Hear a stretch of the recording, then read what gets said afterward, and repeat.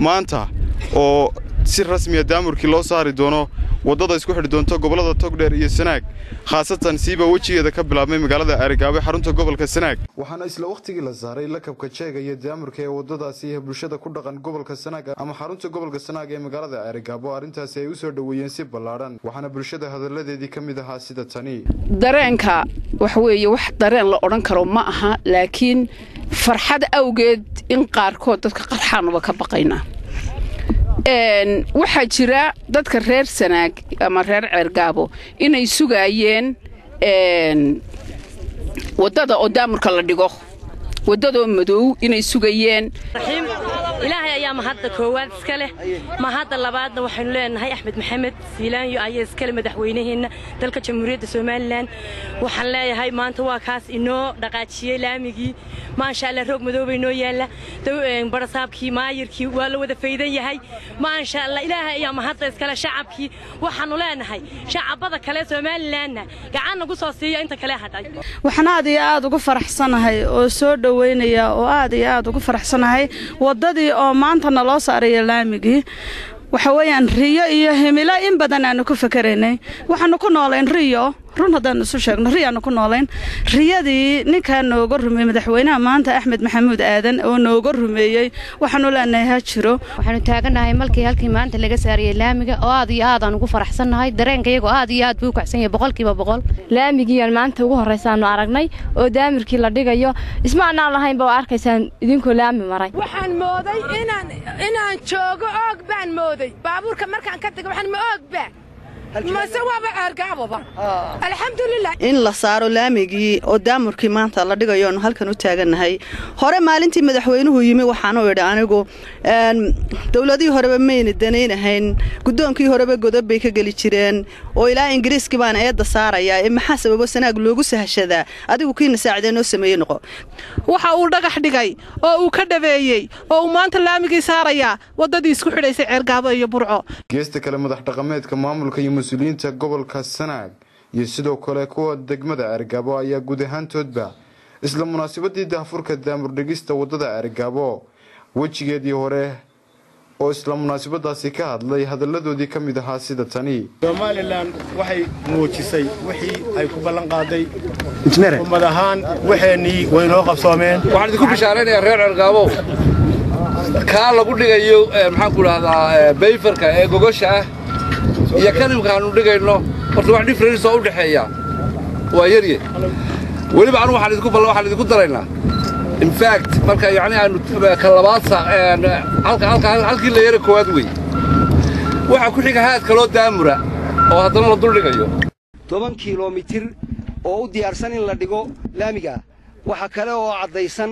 oo ay carradii ku socotaa 10 kiiloomitir oo kale taasi waxay noo cadeynaysaa inay wadadu isdaba joogto ilaa ay ka gaadhayso finalka halka ay ku dhamaanayso waxaanu leenahay wax warwara oo aanu qabnaa ma jirto taasuna waxay ku timi waa guul ku timi geesinimadii uu muujiyay madaxweynaha Jamhuuriyadda Soomaaliland uu ku dhagax dhigay wadada tan ayaa keentay in maanta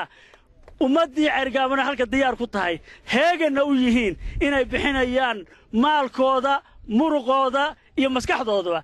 waxaan kaloo halka ka cadaynaynaa xoolihii la saaray cuqaasha inay diyaar yihiin iyagoo sii naaxay oo aanu diyaar lanahay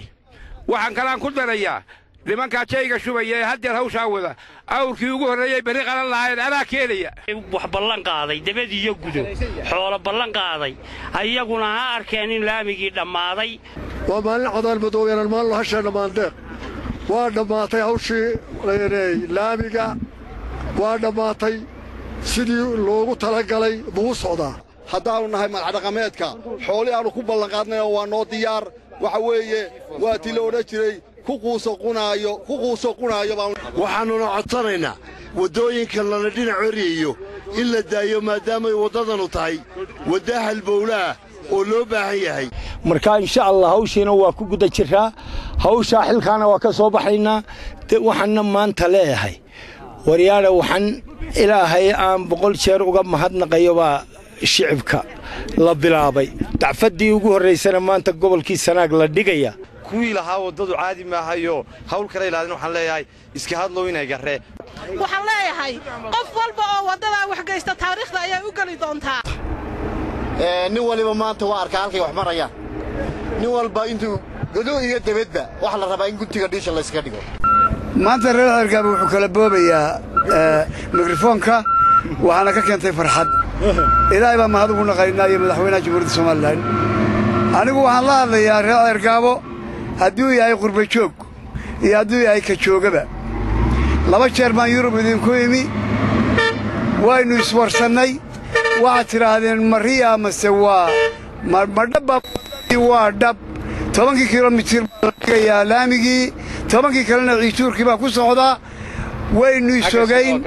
waxa gasheena waa ka soo socdaa inaaf madoobena waa la soo dhigay ceelaf weyn iyo kararagna waa ka socdaa waxaan leeyahay raggii qurba jooggaannu isogayn iyo